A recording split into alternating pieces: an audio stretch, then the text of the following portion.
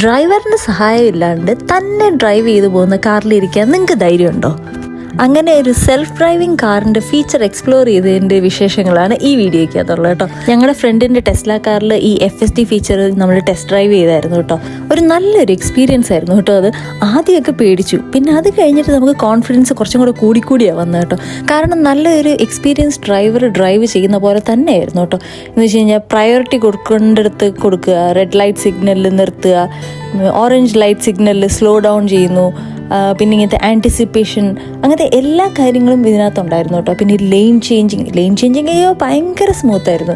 എനിക്ക് ഏറ്റവും കൂടുതൽ അറിയേണ്ടതെന്ന് വെച്ച് കഴിഞ്ഞാൽ ഈ റൗണ്ട് അബൌട്ടിൽ എങ്ങനെയാണ് ഇതിൻ്റെ പ്രയോറിറ്റി കൊടുക്കുന്നത്, ഓസ്ട്രേലിയയുടെ റൂൾ വെച്ചിട്ട് ഇത് കൊടുക്കുന്നുണ്ടോ എന്ന് അറിയാനായിരുന്നു. അത് ബ്യൂട്ടിഫുൾ ആയിട്ട് ഇത് ഹാൻഡിൽ ചെയ്തു കേട്ടോ. പക്ഷേ 1-2 ഭാഗത്ത് ഇത് റോങ് ആയിട്ടുള്ള ഡിസിഷൻസ് എടുത്തായിരുന്നു കേട്ടോ. അപ്പോൾ നമ്മൾ ഡ്രൈവർ ടേക്ക് ഓവർ ചെയ്തു. അതിനാണ് നമ്മളെപ്പോഴും മോണിറ്റർ ചെയ്യണമെന്ന് പറയുന്നത്. അപ്പോൾ ഇതിൻ്റെ ഒരു ഫുൾ വീഡിയോ ഞാൻ ചെയ്തിട്ടുണ്ട്. അതിൻ്റെ ലിങ്ക് ഞാൻ താഴെ കൊടുക്കുന്നുണ്ട്. എല്ലാവരും ഒന്ന് കയറി കാണണേ.